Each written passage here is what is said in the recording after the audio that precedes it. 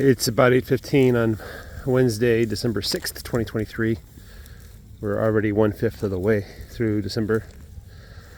So they didn't eat all the hay last night. And actually I didn't collect the green stuff. I forgot to do that. I'll get it. I'm gonna go check on their water. Yeah, you can see there's quite a bit of hay that's untouched here. Yeah. Ooh, that's a nice patty. That shows they have a good balance of protein and fiber. So this one's a little bit too much fiber and not enough protein. So let's go check on the water. Make sure it's not leaking or anything.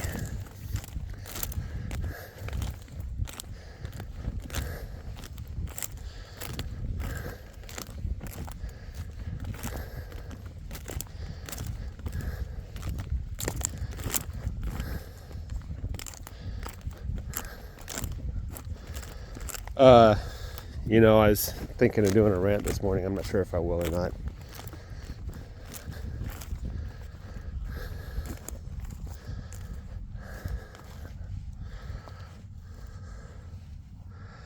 So it looks like, well, I can't tell if there's a leak or not, but it doesn't look like it's coming out very fast, if it's coming out at all.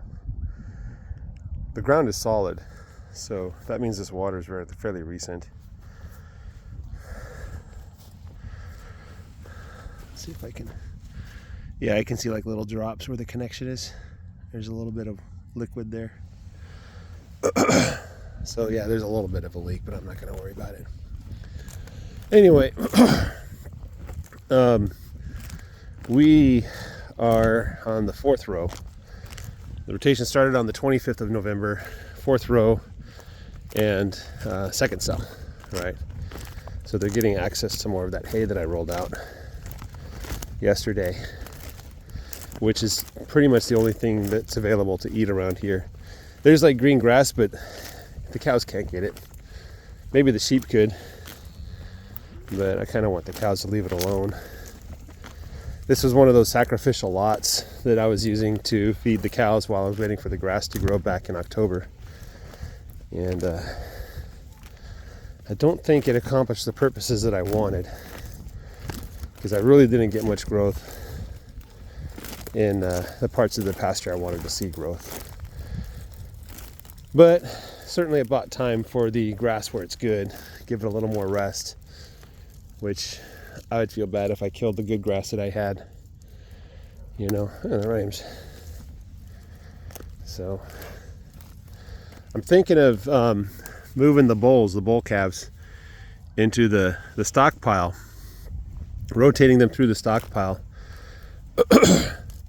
kind of to mirror what's going on or to follow, I guess I should say, not mirror, what's going on in the rest of the pasture.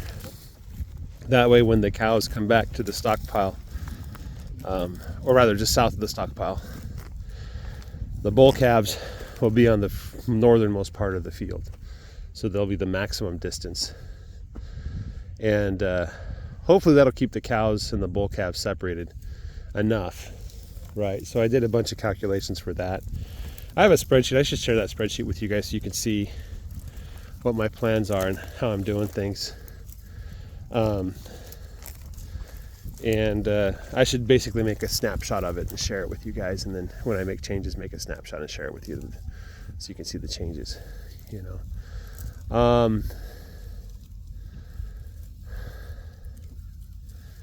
Yeah, the cows are in good condition. This is number 4, I believe. I tagged 4. She was born here. She's as big as any other cow. So she's a heifer. She hasn't had a calf yet. Hopefully this will be the first year, or next year will be the first year. Sometime in March, hopefully. I looked on a website for a gestation calculator for the cows. And if I want to have cows that are born in late March, early April, I need to bring the bulls on in June, not in May. So I'm planning first week of June or so to bring the bulls in. And then I keep the bulls in for about 2 months. So I take them off in August. And that way, the way the math will work out, if I keep doing that cycle, so 2 months on, 10 months off, then the cows should give their first birth in late March, and the last calves to be born would be right before I put the bulls on. Right. So we won't have any summer births. We might have a warm May, but typically May doesn't get up to 100 degrees. That'd be pretty rare, you know. And if it did get up to 100 degrees, there should be plenty of grass. So the mama should have plenty of good milk to give that calf to give him a good head start in life. So that's the cycle I'm thinking of keeping. What do I do with the cows that either lost their calf or didn't get bred? Well, I'm not sure yet. I haven't really decided. It's a well-known fact that the Angus breed, the first year heifers tend not to breed back after that first calf, right? And I say tend, I don't mean like 90% chance. I mean there's like a 20% chance, you know. And so the common practice is to get rid of what they're called open cows, you know, especially the first year open cows. And so there's people that pick those cows up for pennies on the dollar type of thing. And that's what they run is these cows that don't give back after their first birth. And, you know, to them, like that, after that first year, they tend to breed back just fine every year thereafter. So, you know, they're just taking a little bit of risk. Sometimes there's an issue with the cow, and there's a reason why it didn't give a calf the second year. Other times it's just, you know, they're just one of those unlucky few that had a miscarriage or something, you know. So I haven't really decided what to do with the open cows. At this point in time, I want to grow my herd. That's my number one priority, is to grow the herd. And I'm not really interested in genetics for a number of reasons. The primary reason why I'm not really interested in genetics is I'm not convinced I'm going to keep these cows.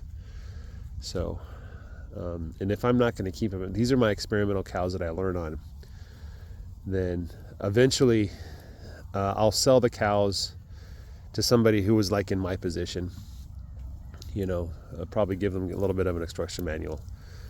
And then I'll have to buy cows that are more for production, maybe South Pole or something like that. Another thing I could do is I could bring in a South Pole bull and just breed off of that bull. And then the next generation of calves will all be half South Pole. And so then I basically replace my herd with those half South Pole cows. And then the second generation from those cows will be 3/4 South Pole.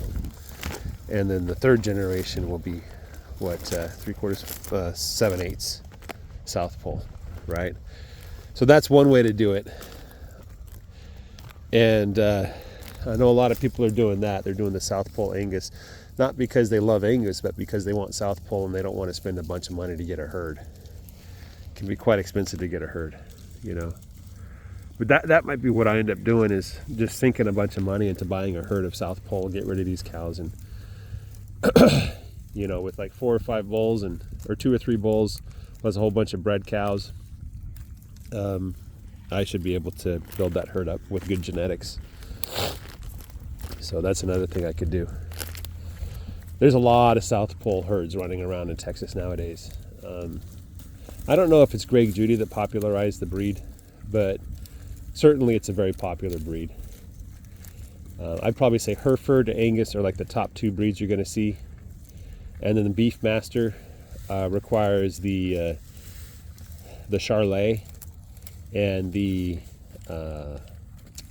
Indian one, Brahman, right? So you see Charolais and Brahman running around here, not in large quantities as you see the Hereford and Angus. I'm talking meat cows. We're not talking dairy cows. That's a different story. And then there's the Longhorns. You see a bunch of Longhorns. Mine aren't really Longhorns. Like, you've never seen real Longhorns in Texas. If you think my cows are Longhorns, right? They have long horns, but it doesn't compare to real longhorns. Those guys have massive horns. And I've seen a couple herds with fantastic longhorn genetics. So these ones are, somebody keep commenting that these are probably piney woods. And I talked to the guy I bought them from, and I said, where did these cows come from? And he's like, I don't know. You know, we've just had them for a long time. And if that's the case, then they're probably piney woods cows, because that's this area of the country is where that breed was, I wouldn't say developed, but that's where the breed was found, right? If you don't know the history of the piney woods breed, it's fairly fascinating. But the Spanish brought over their cows a long time ago, and those cows, they let them loose, basically. They didn't, you know, cattle herding back then wasn't about building fences and keeping your animals in. It was about keeping the herd together. And so obviously some of those cows got away. Those cows bred with who knows what. You know, there's probably, I don't know if there's another breed of cow or something back here, but anyway, those cows went out and just became wild feral cows, right? And so in Texas, the cattle industry was starting. So a long time ago, cows were considered garbage, right? Nobody wanted steaks. Everybody wanted lamb. They wanted mutton, right? But beef was just not good. It didn't taste very good, right?